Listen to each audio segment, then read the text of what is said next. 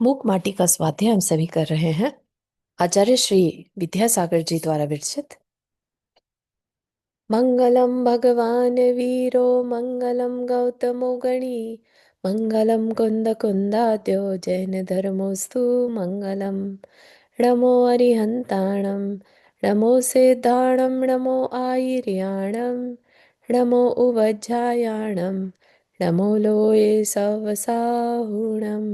पंच परमेष्ठि भगवान की जय। अगले 45 मिनट के लिए सभी प्रकार के पापों का त्याग करके सभी 9 बार नमोकार मंत्र पढ़ ले।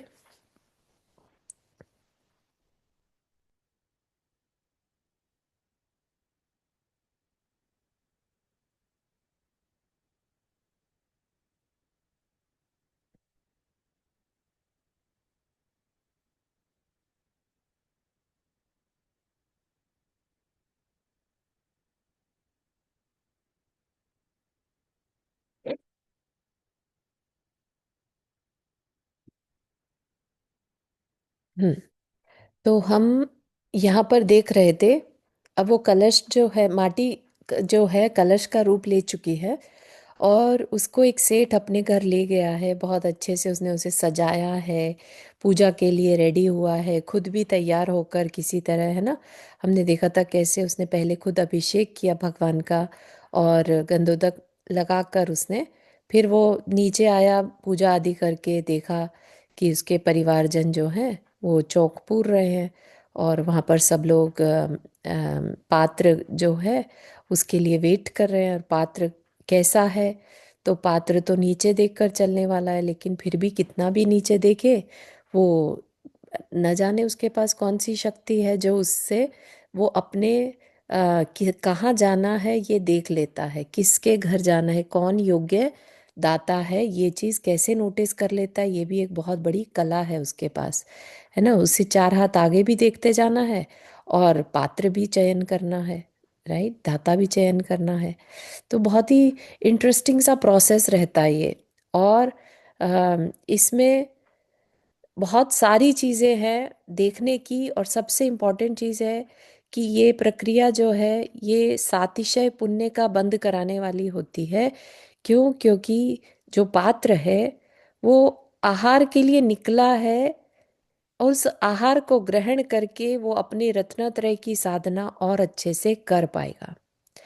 तो हमारा अंदर से ये भाव है कि रत्नत्रय हमेशा बना रहे, है ना। पहला भाव, हम ये रत्नत्रय में विश्वास तो करते हैं, हम खुद नहीं कर पाते, इसलिए जो कर रहा है हम उसकी अनुमोदना भी कर रहे हैं और उसके लिए जितना बन पाए हमसे हम वो कर रहे हैं। तो एक तरह से ये अनुमोदना का कार्य है ना, कृत कारित अनुमोदना। और क्योंकि ये सर्वश्रेष्ठ अनुमोदना है कि मैं भी ऐसा बनूं या ये ही सही रास्ता है, इसलिए मुझे अपनी जो अपने तन मन धन से इस पात्र का कुछ भला करना है, मतलब वैयावृत्ति करनी है। ठीक है। तो हमने जहाँ छोड़ा था वो था, धरती को प्यास लगी है नीर की आस जगी है। थोड़ा सा देख लिया था ये पहले वैसे हमने, लेकिन समय कम था तो जल्दी निकाल दिया था।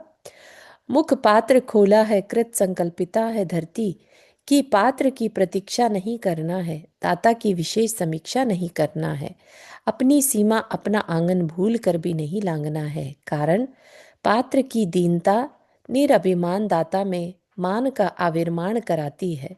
पाप की पालड़ी फिर भारी पड़ती वह, और स्वतंत्र स्वाभिमान पात्र में परतंत्रता आ ही जाती है।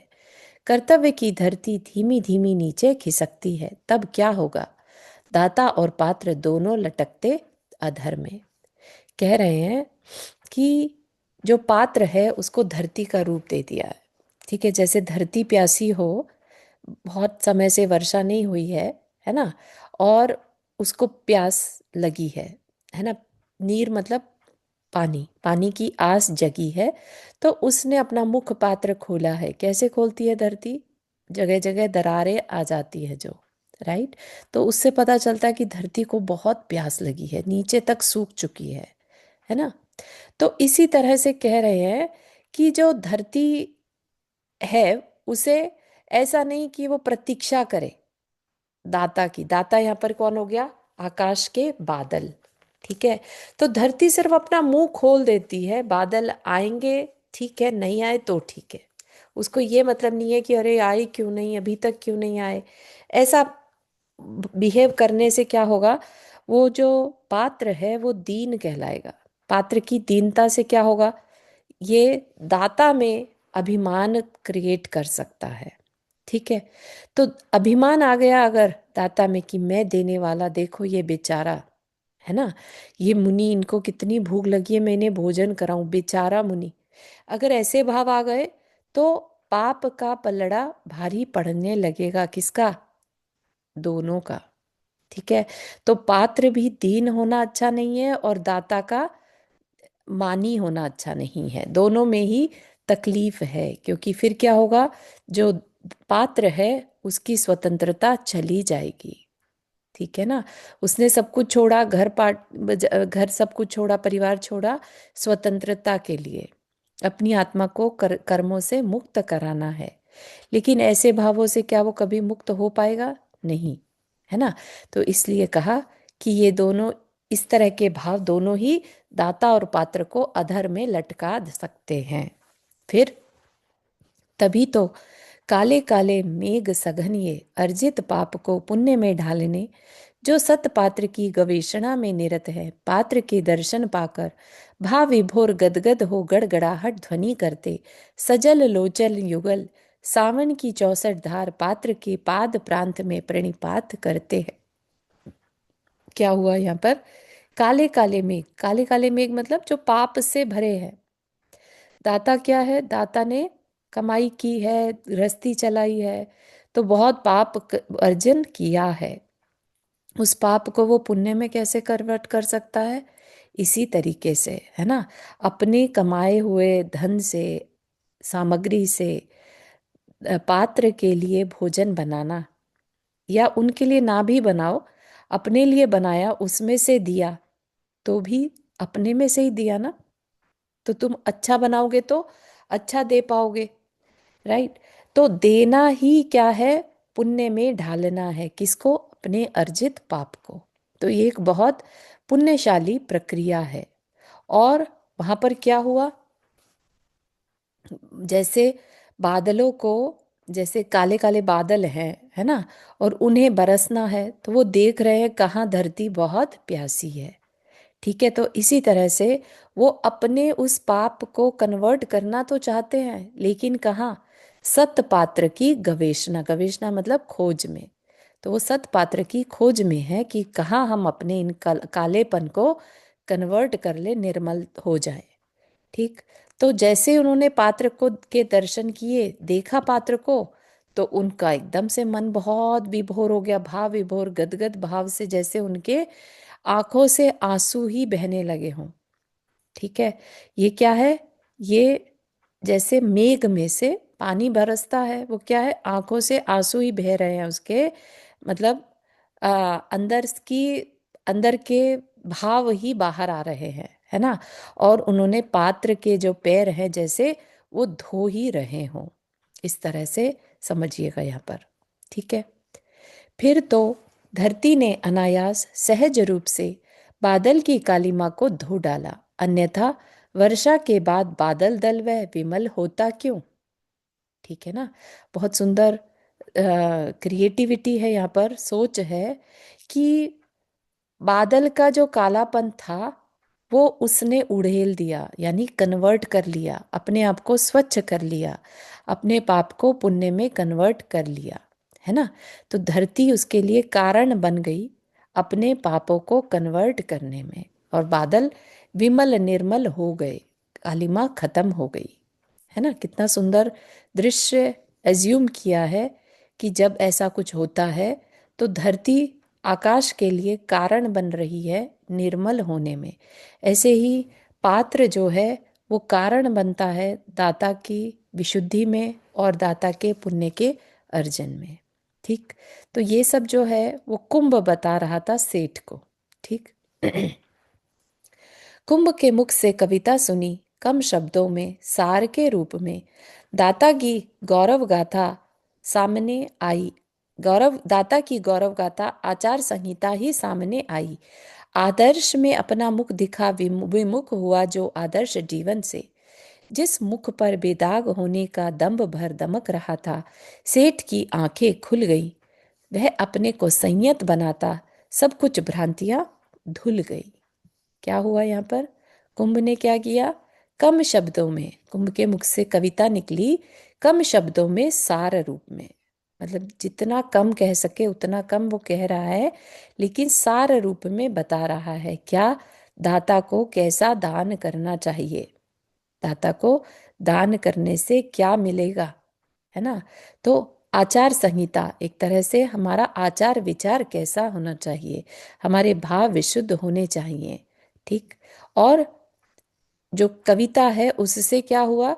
सेठ को एक तरह से जैसे अपना दर्पण में मुख ही दिख गया हो। अब उसका जीवन जो आदर्शता से विमुख हो रहा था, अब वापस उसमें आ गया, और उसके अंदर जो बेदाग होने का दंभ था, मान था, वो भी हट गया, है ना। जिस मुख पर अभी तक बेदाग दंभ भर था, वह अब दमक रहा है। और सेठ की आंखें खुल गई, अपने को संयत बनाता, संभालता। अपने किसको संभाल रहा है वो? अपने परिणामों को, ताकि अंदर घमंड ना आ जाए कि मैं सेठ हूं, मुनि तो मेरे ही घर आएंगे, ऐसा नहीं, है ना। तो सब भ्रांतियां धुल गई। कविता श्रवण से उसे बहुत प्रभावित किया। पुनः संकेत मिलता है सेठ को, अब 100% निश्चित है पात्र का अपनी ओर आना। जैसे जैसे प्रांगण पास आता गया, वैसे वैसे पात्र की गति में मंदता आई, और पात्र को अनुभूत हुआ कि आगे उसके पदों को आगे बढ़ने से रोककर अपनी ओर आकृष्ट कर रहा है कोई विषय विशेष पुण्य परिपाक। ठीक है। तो पात्र, यहाँ पर एक बहुत ही सुंदर कनेक्शन दिखाया है कि जो पात्र है वो अपने आप नहीं रुकता, उसके पांव रुक जाते हैं किसी विशेष पुण्य के, किसी दान दाता के विशेष पुण्य के उदय में उसके पांव अपने आप रुक जाते हैं। समझ रहे हैं आप किस तरह का चित्रण होता होगा उस समय, कैसे कैसे भावों के साथ हम वहां पर उपस्थित हैं, लेट से, और सब कुछ अपने आप हो रहा है। एक को देखकर भाव कैसे हो रहे हैं, सामने वाले के भाव वैसे ही उसके अकॉर्डिंगली हो रहे हैं। ठीक है ना। तो कविता सुनकर सेठ को लग गया, ऐसा कुछ फील सा आया कि अब तो पात्र का अपने यहाँ आना फॉर श्योर है। ठीक है। और पात्र भी जैसे जैसे प्रांगण के पास आता गया, धीरे होता गया। धीरे होने का मतलब ही यही है कि कुछ गति में मंदता आ रही है, वो रुकने वाला है। ठीक। तो ऐसे ही पात्र को अनुभूत हुआ कि उसके पदों को आगे बढ़ने में रोककर अपनी ओर कौन आकृष्ट कर रहा है? किसी का विशेष पुण्य। पात्र की गति को देखकर और सचेत हो, श्रद्धा संवेद हो, अति मंद भी नहीं, अति अमंद भी नहीं, मध्यम मधुर स्वरों से अभ्यागत का स्वागत प्रारंभ हुआ। ठीक है। तो जैसे ही दाता ने देखा कि पात्र की गति धीरे हो रही है, वो उन्हीं की तरफ आ रहा है, तो सब कुछ जैसे होता ना, कैलकुलेशन सी करके और राइट टाइम पर दाता को स्टार्ट करना होगा कुछ शब्दों का प्रयोग। ठीक है। तो वो कैसे होंगे वो शब्द? अति मंद भी नहीं और अति अमंद भी नहीं, यानी बैलेंस्ड। ऐसा भी ना लगे कि चिल्ला ही रहा है, और ऐसा भी ना लगे कि कुछ सुना ही नहीं दे रहा है। ठीक है ना। तो श्रद्धा से भरकर, अति मंद भी नहीं और अति अमंद भी नहीं, और कैसे? मधुर स्वरों से अभ्यागत का स्वागत। अभ्यागत मतलब जो आए हुए हैं, उनके पास जैसे ही आए तो क्या बोल रहा है वो? भो स्वामी नमोस्तु नमोस्तु नमोस्तु, अत्र अत्र अत्र तिष्ठ तिष्ठ तिष्ठ। यूं संबोधन स्वागत के स्वर 2-3 बार दोहराए गए। साथ ही साथ धीमे धीमे हिलने वाले सेठ के कर्ण कुंडल भी सादर अतिथि को बुला रहे हैं। ठीक है। मतलब कि पहले के समय की बात है, जब सेठ लोग भी कानों में कुंडल पहनते थे, ज्वेलरी पहना करते थे, है ना। बड़े बड़े कुंडल राजा लोग तो पहनते ही थे, राइट। तो ऐसा लग रहा है झुक के जैसे बोल रहे हैं, तो धीरे धीरे उसके सेठ के कानों के कुंडल भी हिल रहे हैं, और ऐसा लग रहा है जैसे कानों के कुंडल भी अतिथि को अंदर ही बुला रहे हों। मतलब कि उसका रोम रोम एक तरह से अतिथि के आगमन स्वागत के लिए तत्पर है। अभय का आयतन अतिथि का रुकता है प्रांगण में, अतिथि आ रुकता है प्रांगण में, निराकुल अविचल। फिर क्या कहना, अहो भाग्य मानता हुआ, धन्य धन्य कहता हुआ, अतिथि को दाईं ओर बनाकर अतिथि से 2-3 हाथ दूर से प्रदक्षिणा प्रारंभ करता है सेठ, सपत्नी सपरिवार। तो अब वो पूरा दृश्य पड़गाहन का यहाँ पर बताया जा रहा है कि अभय का आयतन, अभय मतलब जो भय को दूर करे, यानी जो शांत मुद्रा से भरा है ना, ऐसा अभय प्रदाता अतिथि रुक गया आकर प्रांगण में। कैसा है वो, आकुलता से रहित, चंचलता से रहित, गंभीरता से भरा। फिर क्या कहना, है ना। उसने क्या किया सेठ ने, अतिथि को दाईं ओर यानी अपने सीधे हाथ की ओर रखकर, बेसिकली क्लॉकवाइज, है ना, उसने सपत्नी सपरिवार अपने अतिथि के 2-3 हाथ दूर से एक सर्कल देना शुरू किया। ठीक है, अहो भाग्य मानता हुआ, धन्य धन्य कहता हुआ, कुछ भी वर्ड्स कह सकता है, मंत्र भी चैंटिंग कर सकता है। तो ऐसा करते हुए 3 चक्कर लगाए 2-3 हाथ दूर से। ठीक। आज का यह दृश्य ऐसा प्रतीत हो रहा है कि ग्रह नक्षत्र ताराओं समेत रवि और शशि मेरू पर्वत की प्रदक्षिणा दे रहे हैं।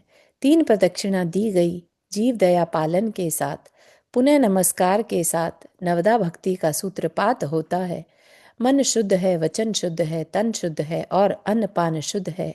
आइए स्वामीन भोजनालय में प्रवेश कीजिए। और बिना पीठ दिखाए आगे आगे होता है पूरा परिवार। भीतर प्रवेश के बाद आसन शुद्धि दिखा बताते हुए उच्च आसन पर बैठने की प्रार्थना हुई। पात्र का आसन पर बैठना हुआ। ठीक है। अब ये अगला स्टेप है कि वो जब प्रक्रिमा पर प्रदक्षिणा दे रहे हैं, तो ऐसा लग रहा है जैसे ग्रह नक्षत्र ताराओं समेत किसकी, सूर्य की प्रदक्षिणा। कौन सूर्य की प्रदक्षिणा किसकी दे रहा हो, मेरू पर्वत की प्रदक्षिणा दे रहे हों। सारे के सारे तारागण जैसे परिवारजन लग रहे हैं। और कैसे कर रहे हैं प्रदक्षिणा, जीव दया पालन के साथ, यानी कि नीचे जमीन में देखते हुए। ऐसा नहीं कि जगह इधर उधर देख रहे हैं, नीचे देखते हुए कि तुम्हारी वजह से जो तुमने प्रोसेस किया उसका दोष मुनि को ना लगे, है ना, पात्र को ना लगे।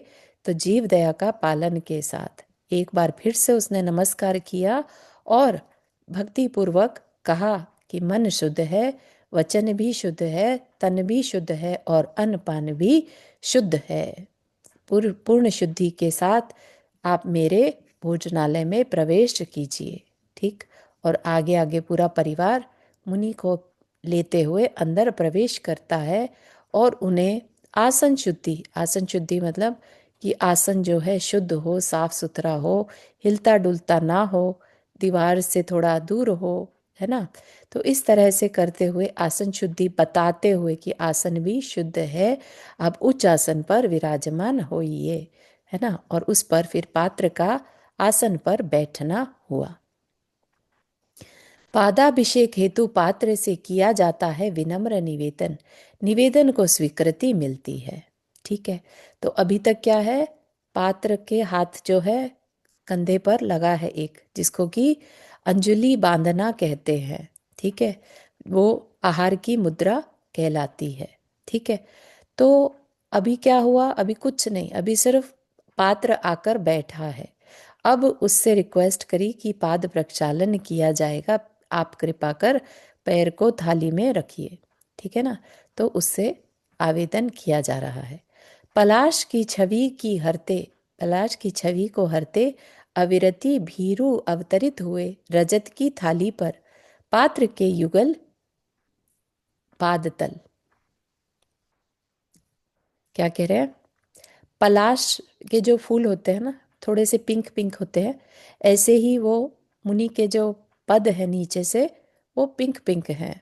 ठीक है, तो कह रहे हैं पलाश की छवि को हरते अविरति भीरु अवतरित हुए। अविरति मतलब व्रत ना होना, यानी पाप से डरने वाले, ऐसे पैर जो पाप से डरने वाले के हैं।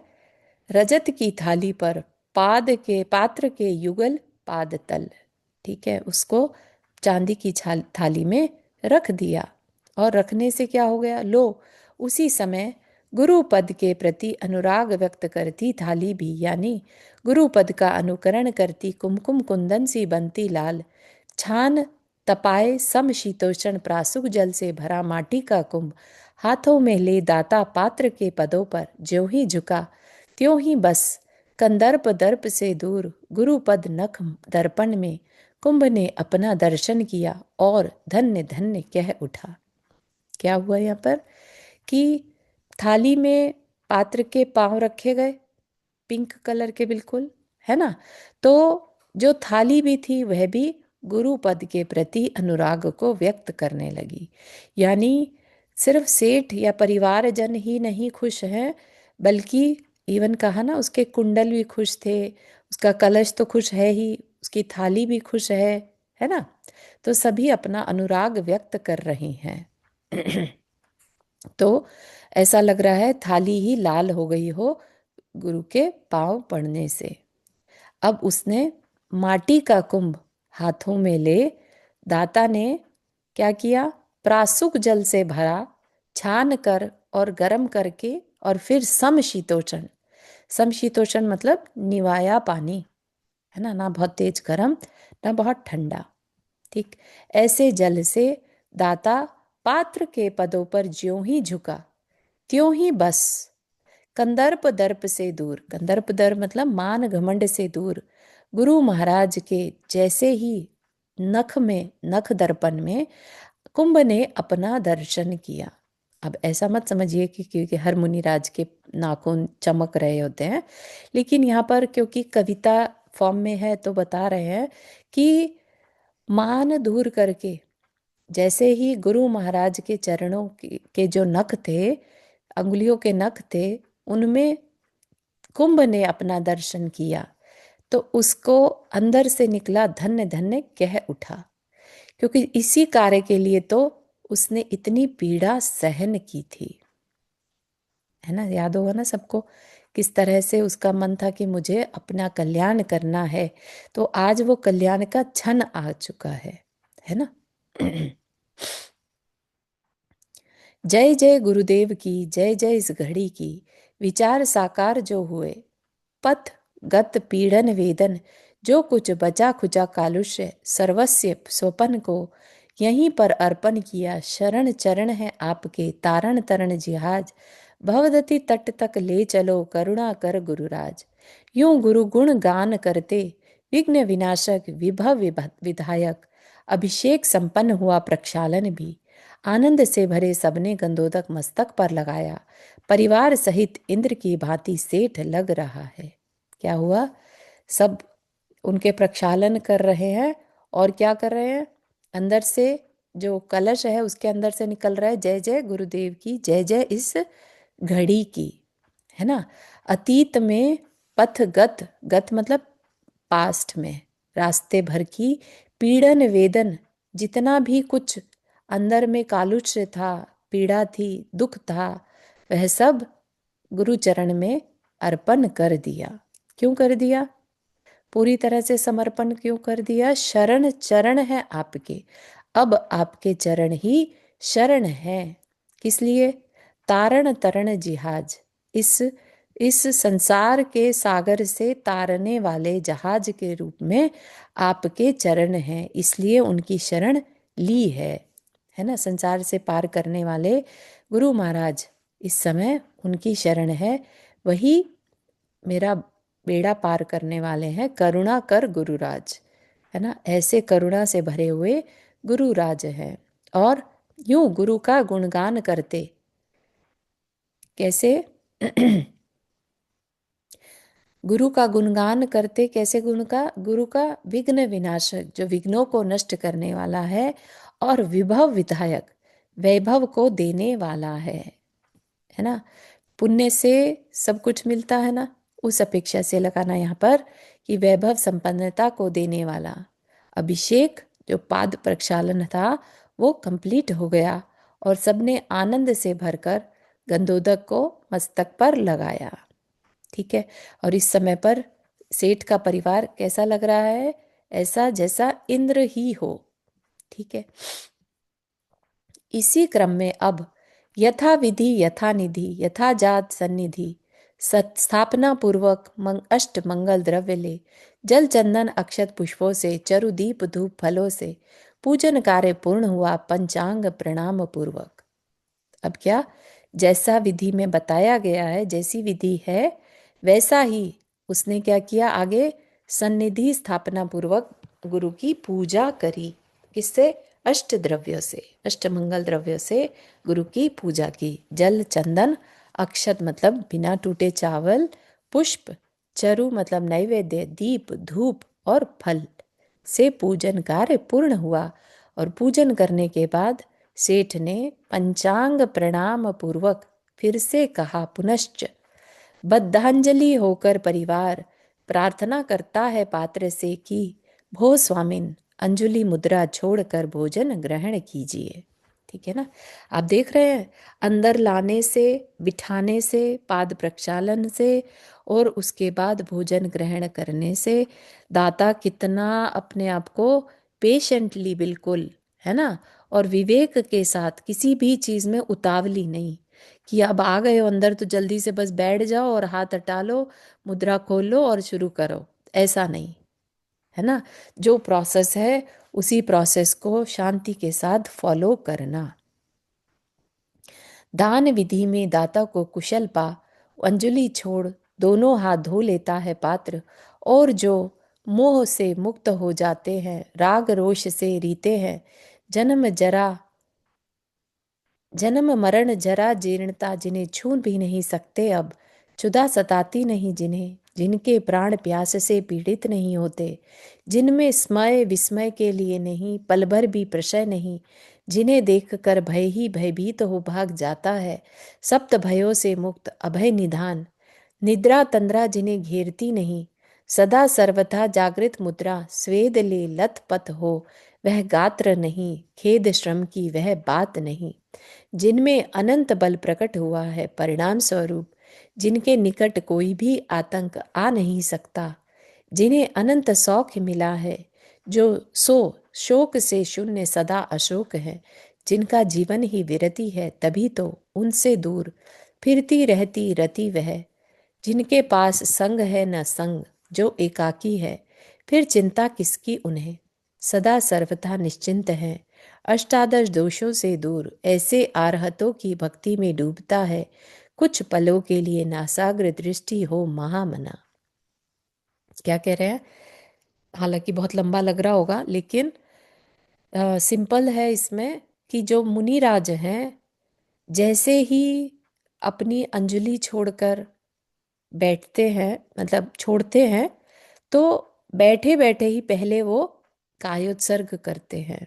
ठीक है। और उससे भी पहले कुछ पलों के लिए नासाग्र दृष्टि होकर क्या करते हैं? आरहद भक्ति, आरहद मतलब अरिहंत की भक्ति करते हैं। वहीं पर बैठे बैठे मन में अरिहंत की भक्ति करते हैं। कैसे हैं वो अरिहंत? तो कहा अष्टादश दोषों से दूर। कैसे? क्या हुआ? तो जो पात्र था उसने देखा कि दान विधि में दाता कुशल है, कोई भी गलती नहीं है, सब उसे पता है वो क्या कर रहा है। ठीक है ना। अब ऐसा नहीं, अगर एक आधी कोई चीज रह जाती है तो पात्र जो है वो देखता है कि दाता की भाव कैसे हैं, है ना। एक आधी जो गलती है वो उसको इग्नोर भी कर सकता है, कर देता है। ठीक है। तो कुशलता क्या है? कुशलता तो कुशलता यही है कि विनय हो, मधुर मुस्कान हो, है ना, और अंदर में श्रद्धान हो और उत्साह हो, ये सब होना चाहिए। और बाकी प्रोसेस तो फॉलो करे ही। तो जो पात्र है वो अपने हाथ धो लेता है और क्या करता है तब वहां पर थोड़ी देर के लिए, एक सेकंड मतलब जितना भी समय थोड़ा बहुत उसमें ध्यान करता है। किसका? जो मोह से मुक्त हो जीते हैं, जिन्होंने अपना राग को, वीतरागी हो गए हैं, राग रोष से रीते हैं, यानी राग रोष राग द्वेष से अलग है। जन्म मरण जरा जीर्णता जिन्हें छू नहीं सकती अब, जिनके पास जन्म जरा मृत्यु बुढ़ापा रोग नहीं है, क्षुधा नहीं सताती जिनके, है ना। प्राण प्यास से पीड़ित नहीं होते, उन्हें प्यास नहीं लगती। जिनमें स्मय विस्मय के लिए पल भर भी प्रशय नहीं।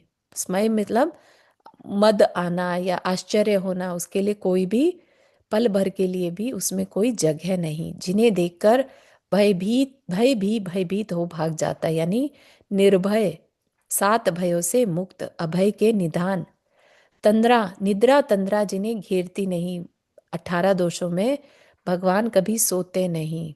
सदा सर्वथा जागृत मुद्रा, स्वेद से लथपथ हो वह गात्र नहीं, उन्हें कभी पसीना नहीं आता। खेद श्रम की वह बात नहीं, उन्हें कभी खेद नहीं होता, कभी थकान नहीं होती। और जिनमें क्या है, चार चतुष्टय है ना, अनंत बल प्रकट हुआ है।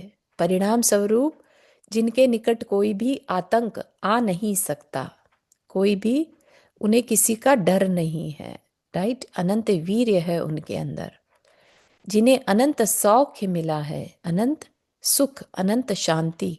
इसलिए शोक जो है उनसे बहुत दूर है, शोक से वो जीरो है, शून्य है, सदा अशोक रहते हैं। जिनका जीवन ही विरति है, उनका जीवन ही एक तरह से पापों से दूर, किसी तरह का शोक आदि नहीं है उनके पास। तभी तो उनसे दूर फिरती रहती रति वह, रति यानी स्नेह या राग होना, है ना। तो राग जैसी चीजें भी उनसे दूर रहती हैं। ना उनके पास संग है ना संग, किसी तरह का कोई परिग्रह नहीं है, और ना ही कोई परिवारजन है, जो एकाकी हैं। फिर चिंता किसकी उन्हें, है ना। उनके अंदर किसी प्रकार की कोई चिंता नहीं, क्योंकि कोई, सब पर है और पर से वो दूर है, सदा सर्वथा निश्चिंत है। किसी तरह की कोई चिंता नहीं, तो निश्चिंत हो गए, हर समय निश्चिंत रहने वाले। ऐसे 18 दोषों से दूर अरहत की भक्ति में डूबता है कुछ पलों के लिए, नासाग्र दृष्टि हो महामना। ठीक है, समझ में आ रहा है?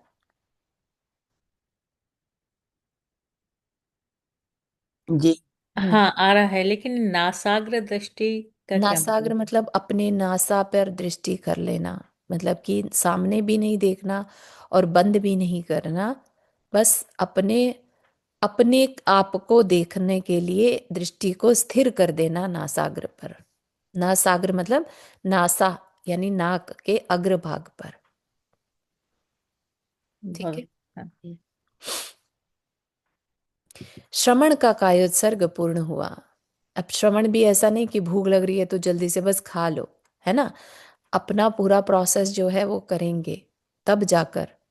कई बार मुनि महाराज को भी बहुत भूख लग रही होती है, ऐसा नहीं है कि भूख के का उदय नहीं है उनके, राइट। तो आ सकता है, लेकिन फिर भी इतना स्ट्रॉन्ग सेल्फ डिसिप्लिन है, संयम है, कि एक भी चीज, एक भी प्रोसेस अपनी तरफ से छूटनी नहीं चाहिए। ऐसा नहीं कि जो पहला दाता दिखा वहीं पर चले जाएंगे, ताकि कौन इतना लंबा लाइन में घूमेगा, नहीं। अपने संयम को मेंटेन करते हुए, कोई भी मायाचारी नहीं अपने आप से, और करते जाना, है ना, ऐसा। तो इसलिए बहुत रिस्पेक्टेड पोजीशन है वो।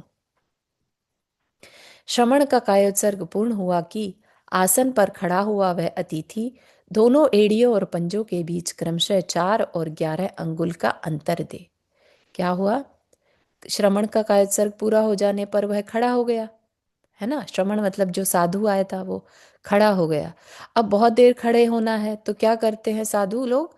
एड़ियों के बीच में तो 4 अंगुल का और पंजों के बीच में 11 अंगुल का अंतर देते हैं। थोड़ा तिरछा करके पाँव को खड़े होते हैं, तो ज्यादा देर तक बैलेंस कर पाते हैं, खड़े रह पाते हैं। नहीं तो जोर पड़ेगा सीधा खड़े होंगे तो, देखा होगा कि जब हम थक जाते तो क्या करते, एक पैर पे दूसरा पैर चढ़ा लेते हैं पीछे से, कृष्ण जी की तरह मुद्रा बना लेते हैं, है ना। लेकिन यहाँ पर कह रहे हैं अब मुनि महाराज तो ऐसा नहीं कर सकते ना, उन्हें तो दोनों पैरों पे खड़ा होना है। तो वो दोनों एड़ियों के बीच 4 और पंजों के बीच 11 अंगुल का अंतर देते हैं। स्थिति भोजन नियम का ही नहीं, एक भुक्ति का भी पालक है। पात्र मैडम ने एक अपने, सेकंड, एक सेकंड में बोलना चाह रही थी, जय जिनेन्द्र। जय जी। पर महाराज जी वगैरह तो ऐसे नहीं करते, वो तो सीधा ही खड़े होते हैं, वो तो ऐसे पाँव ऐसे चौड़ करके नहीं खड़े होते जब कभी आहार होता है तो। नोटिस ध्यान नहीं दिया होगा, या जरूरी नहीं है कि 4 ही हो, थोड़ा सा भी होगा तो बैलेंस रहेगा, हाँ है ना। मतलब थोड़ा सा होता है, लेकिन जैसे कि 11 वो बताया। 11 अंगुल, हाँ। तो इसमें ऐसा नहीं है, देखो ये तो सुविधा के लिए है, ऐसा नहीं है कि ये कोई नियम है ऐसा ही खड़ा अच्छा, होना है। 11 अंगुल तो हाँ, ज्यादा क्या हुई, 11 ज्यादा अंगुल नहीं तो। हुआ, एग्जैक्टली एग्जैक्टली, है ना। तो आपको नोटिस में भी हम्म नहीं आएगा। तो इस तरीके से पैरों की पोजीशन रखते हैं कि थोड़ी देर लंबा खड़ा हो तो थके नहीं, ठीक है। पर ध्यान नहीं दिया कभी, तो अब एग्जैक्टली देखेंगे। अपना उस तरफ ध्यान नहीं गया हो ना, क्योंकि सकता है, अपने को हाँ। नहीं खड़े होना है ऐसा। हो सकता है, अब ध्यान ध्यान राइट, देंगे अब की बार। Right, right. Thank you. Hmm. तो क्या कह रहे हैं यहाँ पर, स्थिति भोजन नियम का ही नहीं, एक भुक्ति का भी पालक है। पात्र ने अपने युगलकरों को पात्र बना लिया, दाता के सम्मुख आगे बढ़ाया। क्या है कि सिर्फ स्थिति भोजन मतलब खड़े होकर भोजन ही का नियम नहीं है। एक भुक्ति यानी एक ही बार भोजन करेगा पालक जो पात्र है। और ऐसा जानते हुए भी उसने अपने हाथों को कर युगलों को, युगल करो को पात्र बनाकर, अपना हाथ पानी पात्र बोलते हैं ना, हाथों को ही एक पात्र बना लिया और दाता के सम्मुख आगे बढ़ाया। मन को मान शिखर से नीचे उतारने वाली भिक्षावृत्ति यही तो है। यूं कहती हुई यह लेखनी क्षुधा की मीमांसा करती है। भूख 2 प्रकार की होती है, एक तन की एक मन की। तन की तनिक है, प्राकृतिक भी। मन की मन जाने कितना प्रमाण है उसका। वैकारिक जो रही वह भूख ही क्या है, क्या भूत है भयंकर भयंकर, जिसका संबंध भूतकाल से है ही नहीं, अभूत से भी है। इसी कारण से अभी तक प्राणी यह अभिभूत जो नहीं हुआ, स्व को उपलब्ध कर। क्या कह रहे हैं यहाँ पर कि जो श्रमण है ना, भिक्षा एक तरह की भिक्षा ही है ना, हाथ फैलाना पड़ गया, राइट। तो भिक्षावृत्ति से क्या होता है कि वह उसके मान शिखर को नीचे लेकर आती है, कि देखो तुम्हें दूसरे के भरोसे रहना पड़ रहा है, ठीक है।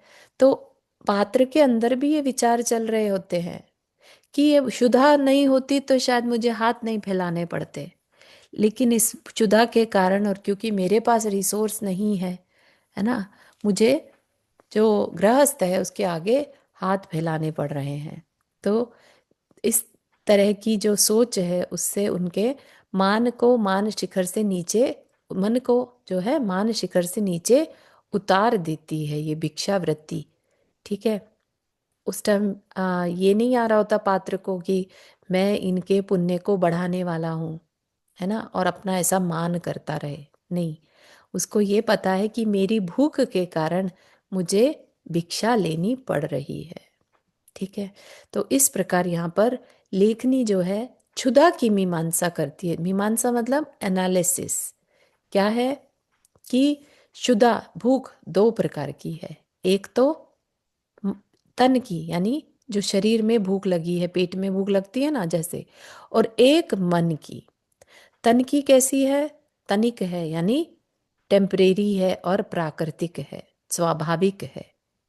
मन की मन जाने कितना प्रमाण है उसका। मन की भूख कभी मिटी है, भोजन कर लेने के बाद भी नेक्स्ट प्लानिंग हो जाती कि अरे वाह अब इसके बाद ना वो चीज़ खाएंगे या वहाँ चलते हैं, वो भी क्या है, मन की भूख है। तो हर समय मन की इच्छाओं का जागृत होते रहना क्या है, मन की भूख है। और क्या है, वैकारिक जो रही, वैकारिक मतलब विकारी भाव वाली जो होती है, वह भूख ही क्या, भूख भूत है भयंकर। तो कह रहे हैं कि भूख क्या है, कभी आज तक मिटी है क्या, चाहे शरीर की भूख भी तनिक भी हो, स्वाभाविक भी हो, लेकिन वो भूख मिटी ही नहीं कभी, है ना। हर दिन खाना, हर दिन खाना, कितना अजीब सा है कि जैसे कहते हैं ना, गड्ढे के गड्ढे भर गए, पूरा का पूरा अम, कितना बड़ा एरिया भर जाए, इतना भोजन हम ग्रहण कर चुके हैं, फिर भी भूख नहीं मिटती। अरिहंत भगवान की भूख मिट चुकी है, क्षुधा रोग उन्हें अब नहीं सताता। राइट। तो ऐसे ही हमें भी इस पर विचार थोड़ा सा करना चाहिए कभी, कि भूख ही कैसी है, भयानक भूत के समान कष्ट देने वाली है, तीन लोक की संपदा पाकर भी नहीं मिटती, और अतीत काल से ही नहीं बल्कि भविष्य से भी इसका संबंध है। भविष्य से भी संबंध है, मतलब जो तकलीफ है वो कभी भी पूरी हो ही नहीं सकती। अभूत से भी है, इसी कारण अभी तक प्राणी यह है, अभिभूत जो नहीं हुआ स्व को उपलब्ध कर। मतलब कि अभिभूत होना, मतलब आज तक अभिभूत नहीं हुआ, मन नहीं भरा उसका, है ना। स्व को उपलब्ध कर, अपने को भी पाले, लेकिन भूख से प्राण निकल रहे हैं, एकदम सबसे तकलीफ दे काम हो जाता है भूख के समय, है ना, कुछ नहीं सूझता। ठीक है ना। तो ये चीज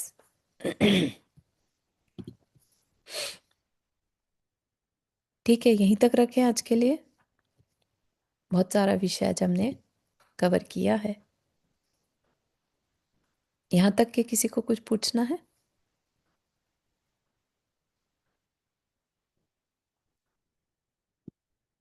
बहुत अच्छा ये वर्णन किया कि ऐसा लग रहा था कि हम आहार दे रहे हैं महाराज जी का। हाँ, ना। बिल्कुल। ये आचार्य श्री की लेखनी भी इतनी डिटेल्ड है, जैसा हाँ उन्होंने धरती और पानी का वर्णन बताया, राइट, वो किसी ने ऑब्जर्व किया होगा तभी तो बोल पा रहा है, राइट। तो एक एक बात जैसे कि ऐसा लग रहा है जैसे कानों के कुंडल भी आह्वान कर रहे हो, बुला रहे हो, है ना। तो जब वो खुद जाते होंगे तो उन्हें ऐसा फील आता होगा, राइट। हाँ। जो जो बातें वो लिखी। निकलते हैं ना, अंगुली पकड़ के वो जो मन में इच्छा करके निकलते हैं तब हाँ, वहाँ का। हाँ, और पढ़ा भी होगा पहले से, वो प्रथम योग पढ़ते हैं तो उसमें भी बहुत सारे वर्णन आते हैं। राइट, और ये भी उनका अनुभव भी है ना। एग्जैक्टली, तो वो चीज। चारू जी, 1 मिनट रिकॉर्डिंग बंद कीजिएगा, मैं कुछ पूछना चाहती हूँ यहाँ। जी।